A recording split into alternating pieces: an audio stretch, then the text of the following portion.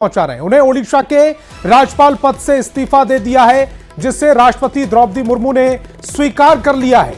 उनका इस्तीफा मंजूर होने के बाद मिजोरम के गवर्नर हरिबाबू काम्भापति को ओडिशा का राज्यपाल बनाया गया है। रघुवर दास ओडिशा के सीएम भी रह चुके हैं, माफ कीजिएगा, रघुवर दास झारखंड के सीएम रह चुके हैं, साथ ही वे 2 बार झारखंड बीजेपी के अध्यक्ष भी रह चुके हैं। तो इस वक्त की बड़ी खबर आप तक पहुंचा रहे, राज्यपाल पद से रघुवर दास ने इस्तीफा दे दिया है, जिसे राष्ट्रपति द्रौपदी मुर्मू ने स्वीकार भी कर लिया है। उनका इस्तीफा मंजूर होने के बाद मिजोरम के गवर्नर हरिबाबू को ओडिशा का राज्यपाल बनाया गया है। रघुवर दास झारखंड के सीएम भी रह चुके हैं, साथ ही वे 2 बार झारखंड बीजेपी के अध्यक्ष भी रह चुके हैं। अब उनके इस्तीफे के बाद ये कयास लगाए जा रहे हैं, एक बार फिर वो सक्रिय राजनीति में वापस आ सकते हैं। और झारखंड के ब्यूरो चीफ दिवाकर तिवारी हमारे साथ फोन लाइन पर जुड़ रहे हैं। दिवाकर जी, रघुवर दास के एक बार फिर से सक्रिय राजनीति में आने की चर्चाएं हैं, हालांकि अभी इस्तीफा हुआ है, किस तरह से देखा जाए इस इस्तीफे को? देखिए, रघुवर दास ने अक्टूबर महीने में ही जो राष्ट्रीय अध्यक्ष हैं जेपी नड्डा बीजेपी के और केंद्रीय गृह मंत्री अमित शाह, दोनों नेताओं से मुलाकात करके रघुवर दास ने इस्तीफे की पेशकश की थी और इस्तीफा भी सौंप दिया था। रघुवर दास की इच्छा थी कि वो सक्रिय राजनीति में वापस लौटें और झारखंड विधानसभा चुनावों में वो जमशेदपुर पूर्व से चुनाव लड़े, लेकिन जो शीर्ष नेतृत्व है रघुवर दास को जमशेदपुर पूर्व से उतारने के बजाय उनकी जो पुत्र वधू है पूर्णिमा दास साहू, उनको चुनाव मैदान में उतारा और पूर्णिमा दास साहू ने जीत भी दर्ज की। अब रघुवर दास का जो इस्तीफा विचाराधीन था राष्ट्रीय नेतृत्व के पास, राष्ट्रीय अध्यक्ष के पास, वो अब स्वीकार कर लिया गया है। अब स्वीकार करते ही रघुवर दास के इस्तीफे के बाद एक खबर जो है काफी तेजी से आ रही है कि सक्रिय राजनीति में उनकी वापसी हो सकती है। अगर सक्रिय राजनीति में वापसी हो सकती है तो उनका रोल क्या होगा, तो इस बारे में ये बताया जा रहा है कि फिर से उनको जो संगठन की कमान है झारखंड की, यानी कि झारखंड का प्रदेश अध्यक्ष बनाया जा सकता है। रघुवर दास 2 बार इस पद पर रह चुके हैं और दोनों बार जब रघुवर दास इस पद पर रहे हैं तो पार्टी के नतीजे काफी अच्छे रहे हैं।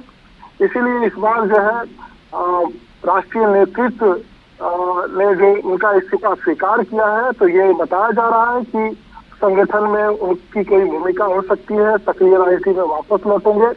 एक चर्चा ये भी जोरों से है कि राज्यपाल दिवाकर जी ऐसा तो नहीं हो गया कि आते आते सक्रिय राजनीति में बहुत देर हो गई, क्योंकि अक्टूबर में अगर उन्होंने इस्तीफे की पेशकश की थी तो अक्टूबर में अगर ये इस्तीफा स्वीकार कर लिया जाता तो इसका बेनिफिट जो विधानसभा चुनाव हुए थे झारखंड में उसमें बीजेपी को मिलता?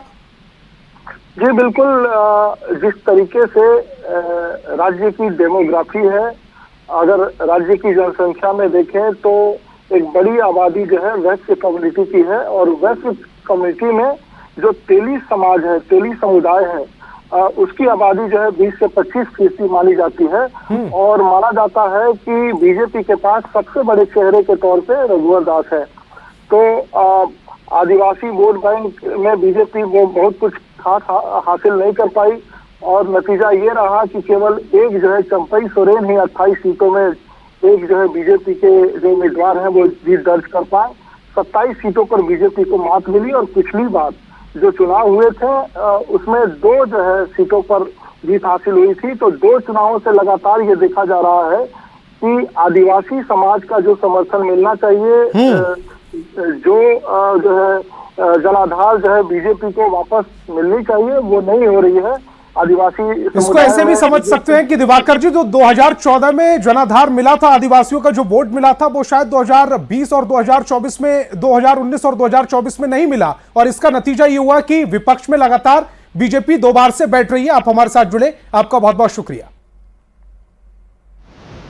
झारखंड से एक बड़ी खबर आ रही है। जो झारखंड के पूर्व मुख्यमंत्री रघुवर दास, उड़ीसा के राज्यपाल रघुवर दास ने अपने पद से इस्तीफा दे दिया है और उसके बाद आप तस्वीर देख सकते हैं जमशेदपुर के स्थित उनका जो ये आवास है, इस आवास पर आप बोर्ड जो लगा हुआ वो आप साफ तौर पर देख सकते हैं कि रघुवर दास राज्यपाल उड़ीसा। हालांकि कुछ ही मिनटों पहले उन्होंने इस पद से इस्तीफा दिया है। हालांकि ये पूरी तरह से घर वीरान पड़ा हो, क्योंकि परिवार के लोग जो है वो तीर्थ यात्रा पे गए हुए हैं।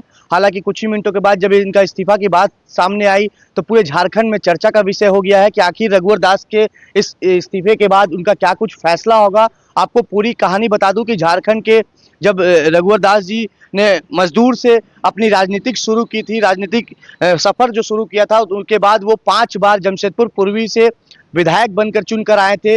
हालांकि भारतीय जनता पार्टी के प्रदेश अध्यक्ष से लेकर तमाम जिम्मेवारी को उन्होंने निभाया था और उसके बाद 2019 में जब वो जमशेदपुर पूर्वी से चुनाव हारे थे तो उसके बाद वो रघुवर दास जी को उड़ीसा का राज्यपाल बनाया गया था। तकरीबन 1 साल कुछ महीनों तक वो राज्यपाल रहे और कुछ ही मिनटों के पहले ही उन्होंने इस पद से इस्तीफा दे दिया है। और इस्तीफा के बाद कहीं ना कहीं झारखंड के साथ साथ पूरे देश में चर्चा का विषय है कि आखिर रघुवर जी का अब दूसरा कदम क्या होगा, दूसरा फैसला क्या होगा। मगर जिस तरह झारखंड की राजनीति की बात करूं तो झारखंड की राजनीति के गलियारों में काफी तेजी से चर्चा का विषय बना हुआ है कि रघुवर जी जब राज्यपाल की इस्तीफा दिए हैं, पद से इस्तीफा दिए हैं, तो अगला फैसला उनका क्या होगा वो तो आने वाला समय ही बताएगा। मगर जिस तरह से बातें सामने आ रही है और लगातार चर्चा का विषय है कि क्या झारखंड की राजनीति में रघुवर जी का फिर से वापसी होता है, क्योंकि आपको बता दूं कि 2019 में जब वो चुनाव हारे थे तो वो राज्यपाल बने थे, तो दूसरी तरफ 2024 में रघुवर जी की बहू ने चुनाव मैदान में उतरा था और चुनाव जीतकर वो विधायक बन गई है और रघुवर जी राज्यपाल थे। मगर अब कुछ ही मिनटों के बाद